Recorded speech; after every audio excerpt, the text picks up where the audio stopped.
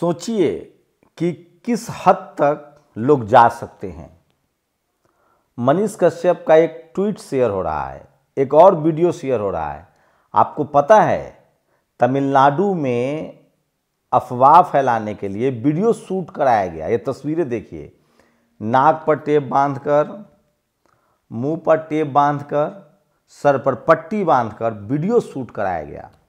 और ये वीडियो पटना का है।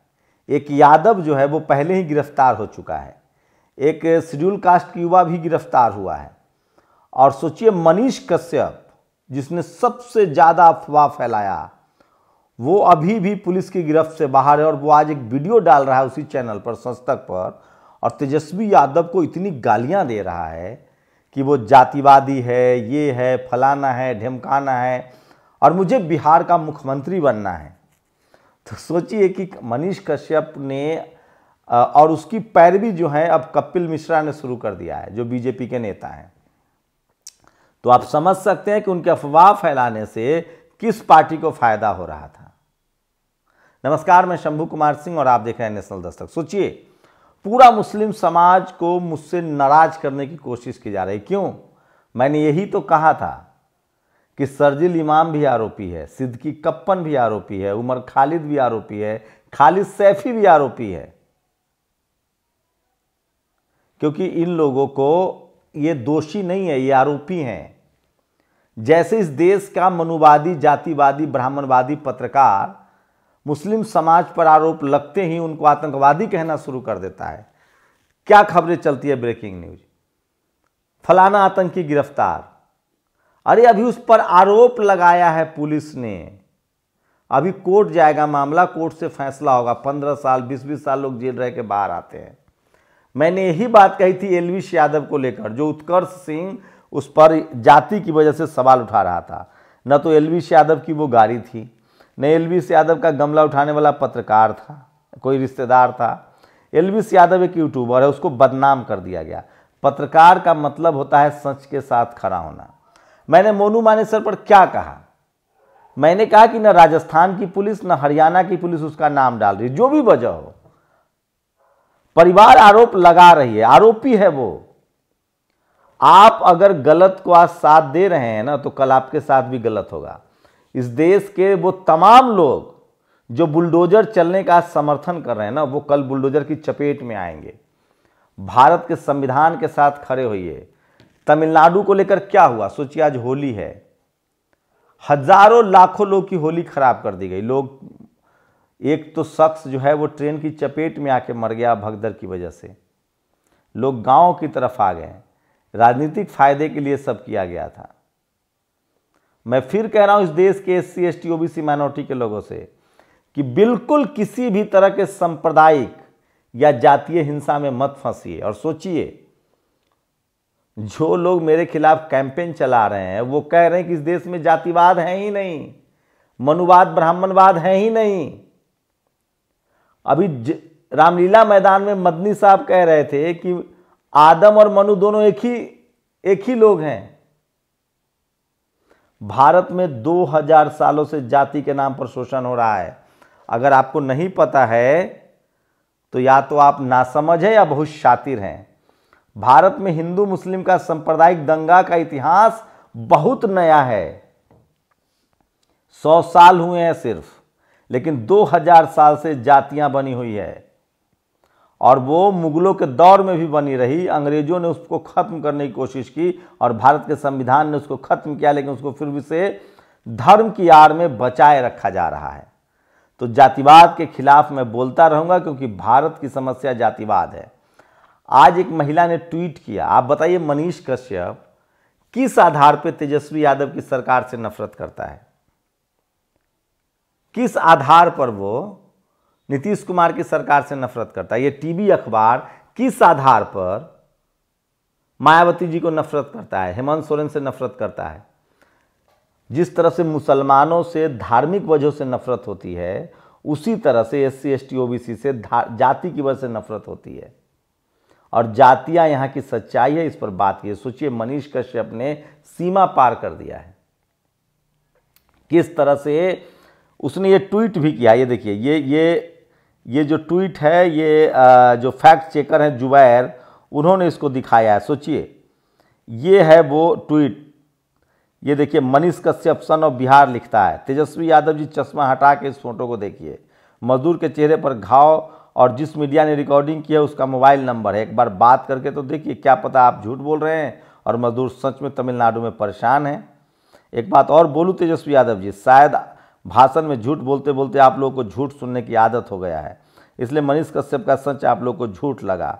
सोचिए, ये शख्स सरेआम चैलेंज कर रहा है और ये देखिए, ये वीडियो बनाया गया है। ये वीडियो जानबूझकर इस तरह से लोगों को मरहम पट्टी की गई है, बनाया गया है, तो इस हद तक अफवाह फैलाने की कोशिश की गई है। खैर, धीरे धीरे पुलिस जो है वहाँ पहुँच रही। इसलिए मैं कह रहा हूँ कि मीडिया के हिसाब से हम कोई जज नहीं हैं। हम खबरें उठा सकते हैं, हम बात कर सकते हैं, गलत को गलत, सही को सही कह सकते हैं। सोचिए कितना नफरत है लोगों में और कितना प्रिजुडिस है। एक सुदर्शन टीवी का पत्रकार है, मैं जानता हूं वो अफवाह फैलाता है। आज उसने एक खबर ट्वीट की जिसमें सच्चाई थी कि मध्य प्रदेश में एक पुलिस वाला एक महिला को छेड़ रहा है। हम वीडियो नहीं दिखा सकते हैं क्योंकि उस महिला की आइडेंटिटी डिस्क्लोज हो जाएगी। वो शिवराज सिंह चौहान से पूछ रहा है कि इस पर कार्रवाई हो। अब बताइए, ये तो अच्छी बात है कि कम से कम सुदर्शन का पत्रकार बीजेपी शासित मध्य प्रदेश की गड़बड़ी को दिखा रहा है। मैंने उसको रिट्वीट कर दिया, उस पर भी सवाल उठाए जा रहे। मतलब इतना प्रिजुडिस आप रहेंगे तो कैसे काम चलेगा? आप कम से कम पत्रकारिता, मेरे पास 15-18 साल काम किया है, Indian institute of mass communication से पत्रकारिता का कोर्स किया है। मुझे पता, इतना तो पता है कि टीवी क्या है, अखबार क्या है। टीवी में नौकरी की है विनोद कापरी से लेकर तमाम ऐसे संपादकों के साथ, सुधीर चौधरी के साथ भी काम किया है। सही गलत जानता हूं। टीवी छोड़ा इसलिए था कि वहां गलत चीजें हो रही थी। लेकिन मैं फिर कह रहा हूं, मैं किसी कीमत पर बायस्ड होकर काम नहीं करूंगा। भारत में जातिवाद में तभी जाति का मुद्दा उठाता हूं जब किसी आरोपी को बचाने की कोशिश होती है। हम लोग डाइवर्सिटी का मुद्दा उठाते हैं। सोचिए, आज किसी ने लिखा, दिलीप मंडल, सोचिए ये शख्स देखिए, प्रशांत उमराव नाम है इसका। तमिलनाडु के संदर्भ में मेरा ट्वीट राष्ट्रीय समाचार पत्रों की खबरों में उनके वीडियो के आधार पर था। इस शख्स ने 8 लोगों की हत्या की बात कही थी, अब माफी मांग रहा है। इसको इंटरिम बेल भी मिल चुकी है, लेकिन पुलिस इसको ढूंढ रही है। मनीष कश्यप अभी भी आग उगल रहा है, झूठ बोल रहा है। जाति की वजह से वो इस लालू यादव, राबड़ी देवी, इन सब लोगों के खिलाफ है। मैं जानता हूं कि इस देश में मुस्लिम समाज के साथ अन्याय होता है, प्रिजुडिस है सिस्टम, लेकिन आप प्रिजुडिस मत होइए। आपको तथ्यों के साथ रहना पड़ेगा। जिन मनुवादियों से लड़ाई है आपकी, उसमें आपको तथ्यों के साथ रहना पड़ेगा। आप हर बात में हिंदू हिंदू हिंदू बोल के उसको एकजुट कर रहे हैं। हर आरोपी हिंदू नहीं है। आपको इस देश में जाति से पहचाननी पड़ेगी, क्योंकि इस देश में 2000 सालों से जाति चल रही है। कुछ लोग कह रहे हैं कि आप मुसलमानों को तोड़ रहे हैं, उसमें जातिवाद फैला रहे हैं। हम कौन होते हैं तोड़ने वाले? आप बहुत सशक्त हैं, आप एसपीडीएम हैं, सीएमपीएम हैं, इकोनॉमिकली सोशली आप बहुत अच्छे हैं। बिहार में और यूपी में जाति जनगणना के खिलाफ बीजेपी एक कैंपेन चलाने जा रही है, जिसकी पूरी उम्मीद है। बताऊंगा, सूत्र मुझे बता रहे हैं। तो सोचिए किस तरह से मनीष, कपिल मिश्रा, देखिए मनीष कश्यप, शुभम शुक्ला, ये दोनों फर्जी अफवाह फैलाने के चक्कर में एफआईआर हुआ है। प्रशांत पटेल, नुपुर शर्मा, राहुल रोशन। तो बीजेपी स्टैंड ले रही, इसका मतलब है कि इस खबरों से बीजेपी को फायदा हो रहा था। तो सबसे बड़ी खबर है कि मनीष कश्यप ने इतना अफवाह फैलाया कि हजारों लाखों लोगों की होली खराब हो गई। लोगों को तमिलनाडु से विस्थापित होना पड़ा, तकलीफें उठानी पड़ी। मैं कल्पना करता हूं कि जब सोशल मीडिया नहीं होगा, आज सवाल पूछा जा रहा है ना, आप सहमत हो असहमत हो, मुझसे सवाल पूछे जा रहे हैं। मैं बिल्कुल मैं उसके पक्ष में हूं कि सवाल पूछा जाना चाहिए, कोई होली काऊ नहीं है। लेकिन सोचिए, इस देश में कौन लोग हैं जो धर्म के नाम पर राजनीति कर रहे हैं? वो कौन लोग हैं जो गाय और सुअर के नाम पर राजनीति कर रहे हैं? वो कौन लोग हैं जो इस देश में स्कूल, दवाई, पढ़ाई लिखाई, संविधान के नाम पर राजनीति करने से बचते हैं? उनको कसौटी पर कसना पड़ेगा। भारत तभी बढ़ेगा जब भारत का संविधान पूरी तरह से लागू होगा। तो सोचिए, जो ये मनीष कश्यप है वो किस तरह की पत्रकारिता करता है। इसलिए मैं इस देश के जो ब्राह्मण समाज के पत्रकार हैं उनको, इस देश के 97% लोगों के विरोध में वो खबरें छापते हैं, और चपरासी से लेकर चीफ जस्टिस तक सभी जगह पर आपको जाति के एंगल से देखना पड़ेगा, तब जाकर सोचे। इसीलिए बाबा साहब ने डाइवर्सिटी का सिद्धांत दिया है। भारत एक जाति प्रधान देश है, और जब तक जाट, गुर्जर, पटेल, मराठा, कुर्मी, कोयरी सभी जातियों का समावेशी विकास नहीं होगा, सबका रिप्रेजेंटेशन नहीं मिलेगा, तब तक ऐसे मनीष कश्यप अफवाह फैलाते रहेंगे। और टीवी, आज बामन मिश्राम ने कई सारे वीडियो बनाए हैं, वो लगातार रैली कर रहे हैं। इसलिए मैं कह रहा हूँ कि ये जो जातिवाद फैलाया जा रहा है, इससे सावधान रहिए, खबरों को चैन में प्रेजुडिस मत होइए। अत्याचार होने पर भी उसकी सही रिपोर्टिंग कीजिए। जो आरोपी है उसको आरोपी कहिए, जो दोषी है उसको दोषी कहिए। आप फैसला नहीं दे सकते, हम फैसला नहीं दे सकते हैं।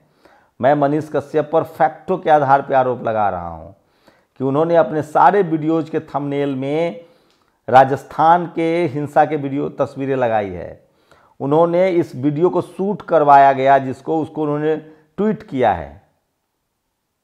मैं प्रेजुडिस नहीं हूं, अगर वो अच्छा काम कर रहा है तो मैं उसे भी अप्रिशिएट करूंगा। मैंने देखा कि वो बिहार में अगर सेशन लेट हो रहा है तो मनीष कश्यप सवाल पूछ रहा है, ठीक है, लेकिन वो अधिकारियों को, कर्मचारियों को, जो बी ग्रेड, सी ग्रेड के अधिकारी कर्मचारी, उसको माइक लेके धमकाता है, किडनैपर की तरह बात करता है।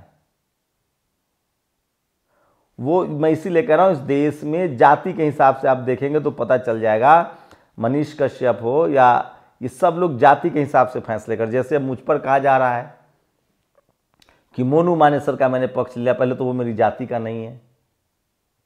मैं सिर्फ इतना कह रहा हूं कि वो अगर आरोपी है तो आप पुलिस से पूछिए कि आपने आरोपी क्यों नहीं बनाया।